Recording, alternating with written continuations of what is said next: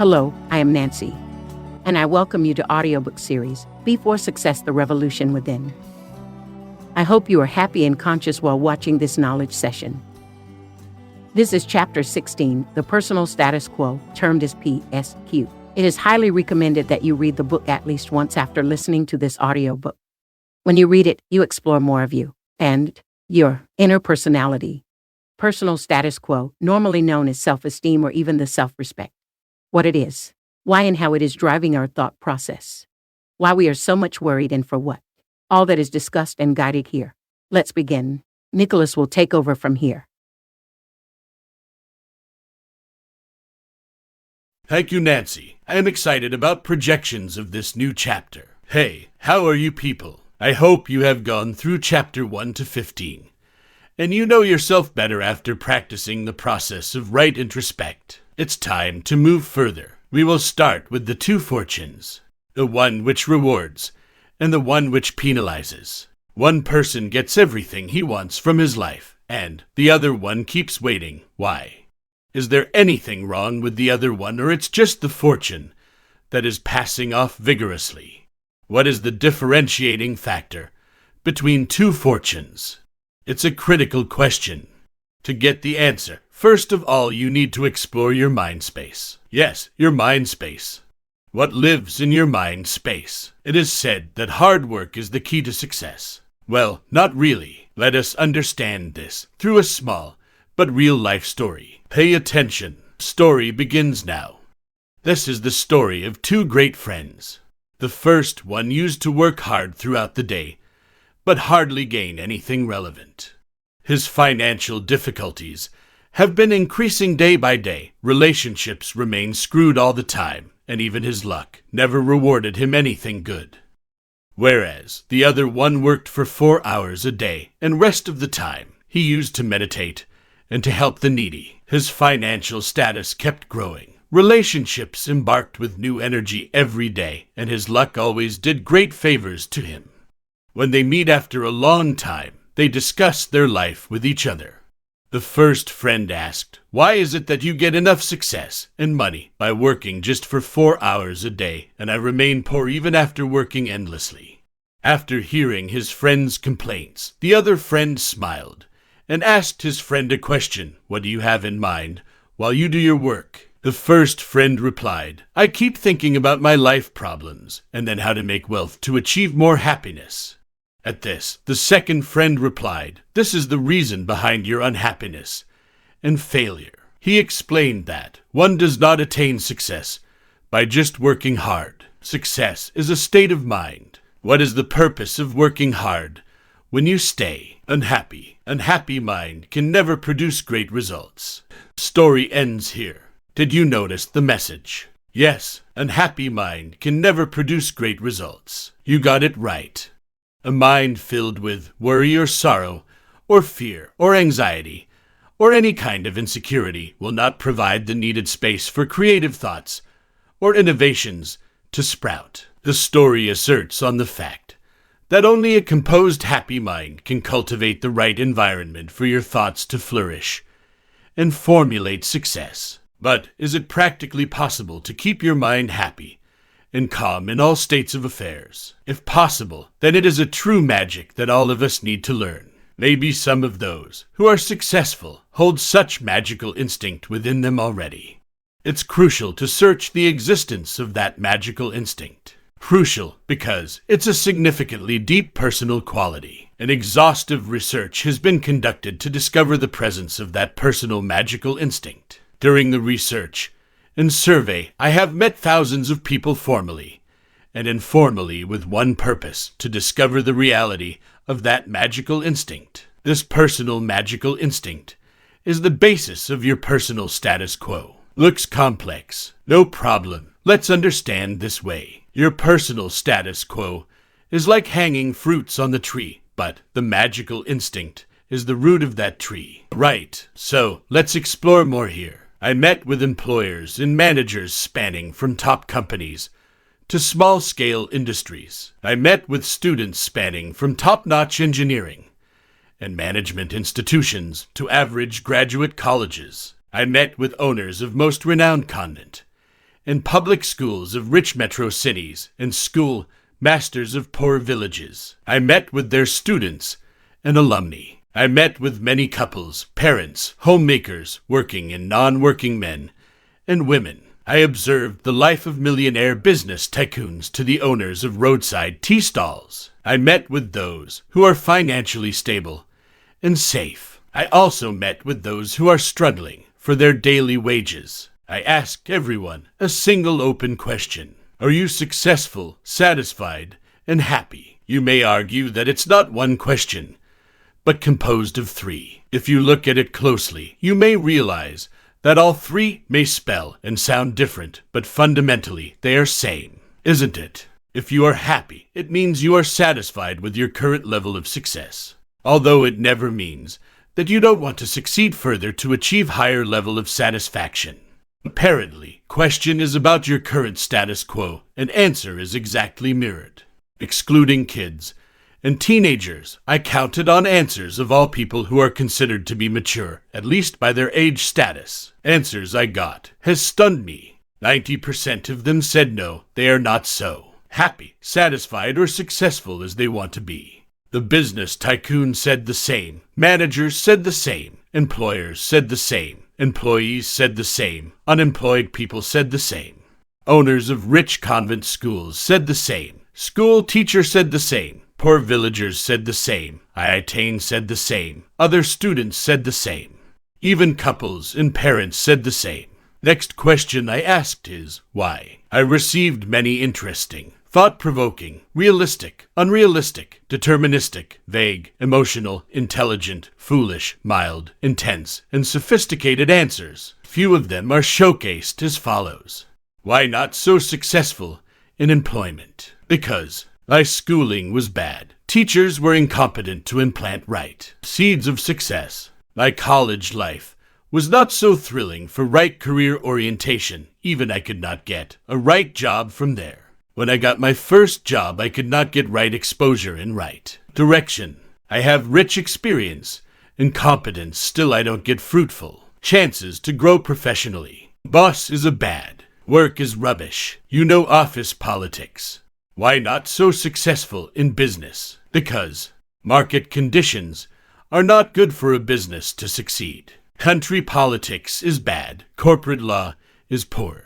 Global economy is bad. Competition is disruptive. Low profit margins are killing business. Buyers are attached to quality of endorsements rather the product. Unfair practices by competitors affect my business. I have business plans, but don't have money to invest. I don't have right resources for successful execution of my business.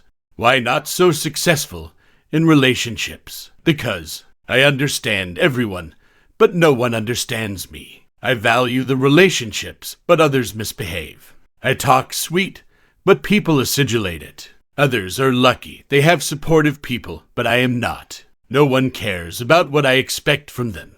My sentiments are ignored always. I am emotionally wounded by everyone around. Wherever I go, bad situations follow me. My spouse is confounding and short-tempered, even psycho at times. My parents were not so smart. They made me pampered yet. Dumb child. My parents never supported me the way they could have. Everyone is pouring stress into my life. My health problems end never. I am not born with silver spoon. I am struggling with bad behaviors of my own people. Why I am accountable always, why not others? I have so many responsibilities. I don't get time for self-grooming. I can't handle it anymore. I have been demotivated. I have been trapped in situations. Why it happens to me only. ... And list goes on around problems related to money, people, society, politics, geography, health, emotions, and whatnot. They gave more than 1,000 reasons to justify their unhappiness, dissatisfactions, and failures. It has been difficult to find a person who appreciates his life as ideal life. Some extra empathetic people proudly declare that their life is full of sacrifices. Some extra demanding people believe that they have achieved success, but it's too little to be happy. Some claim that they achieved sufficient financial success, but in that race, their inner self has become so much empty it feels sad and lonely inside. There are many who believe that life is wasted due to hard luck and hostile situations. It's not just their story, but ours as well. Many of us would find ourselves so much indulged in fulfilling daily responsibilities that we do not even think of how to incorporate happiness for the self. We proudly hold such lifestyle by declaring it as a sacrificial life, though deep within the heart we know that sacrificing happiness for fulfilling responsibilities, or vice versa, is not greatness, but simply a sneaking incompetency. There is a large group of people who simply feel that they are successful, but lonely inside. They have social influence, but nothing delightful within their own personal core. Their bank balances are decent, but emotional accounts are empty. Emotions like love, affection, care are either intimidated or gone absent from their personal life. And, believe it, there are people who neither have rich financial accounts nor the great emotional accounts. Both accounts seem to be empty, and life seems to be stagnant and pitiful. Hopelessness is leading them towards a wasteful life. They are frustrated, emotionally lurched, and depressed all the time. But that's not the end. There are people with poor financial accounts, but extremely rich emotional accounts. They always feel happy inside. They always spread love, care, and affection. They do struggle for money, but not for respect.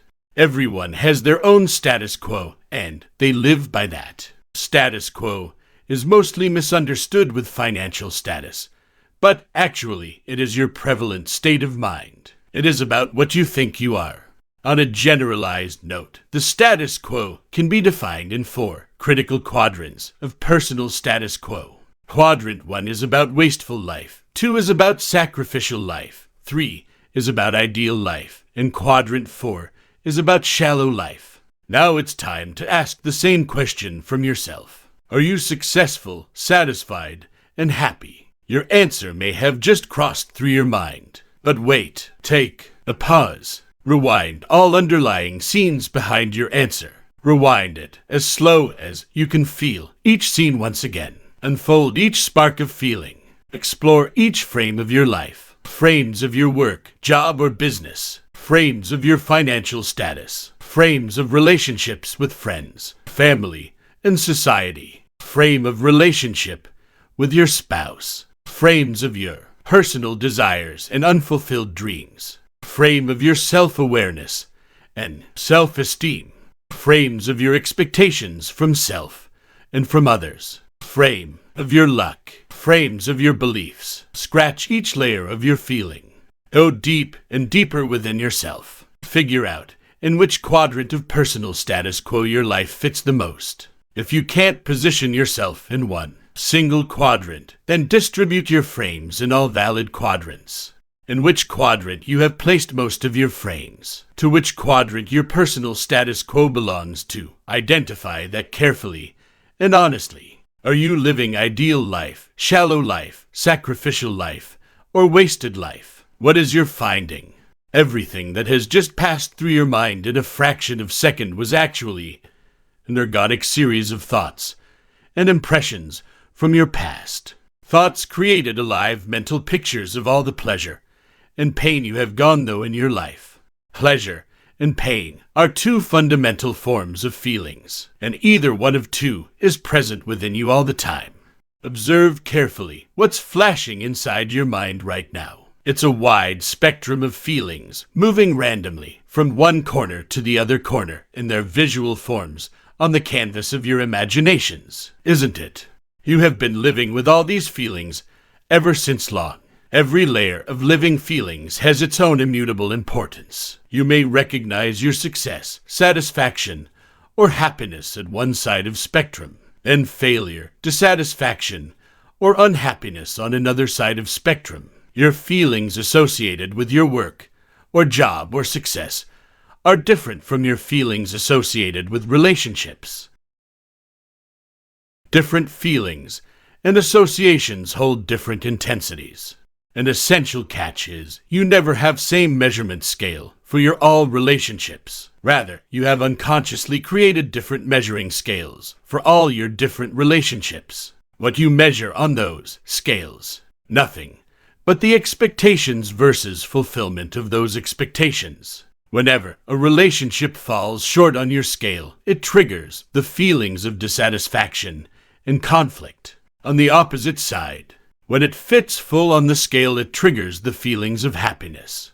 Your feelings have charismatic quality to design your environment of living. Every feeling attracts same kind of feelings towards itself and multiplies quickly. What you think is what you feel. What you feel makes you feel more of the same. You may get excited with joy or bogged down in sadness. Whatever you feel, it leaves a trail behind. Sorrow leaves much stronger marks on your mind than happiness.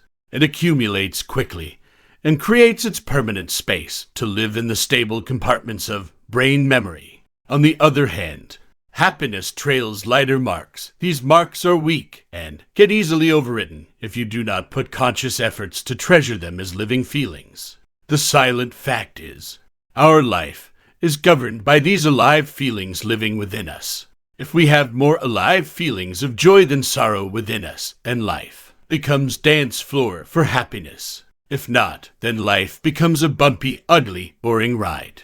We dream big, plan bigger, but emotional roadblocks minify our actions. We feel the friction of feelings so hard that soon big dreams turn into smaller dreams and later into basic survival. Inauspicious feelings push our passion and enthusiasm to the backstage and bring difficulties of life at the center. Our feelings compartmentalize our thought process within the boundaries of sentiments. Reflection of sentiments silently change the shape and size of our life. Then, job looks boring, relationships look souring, and social events look lousy. In this situation, we as human beings become uncomfortable and start seeking for rejuvenation. We get attracted towards external sources of entertainment like outings, movies, gossips, games, music, dance, drinks, and whatnot.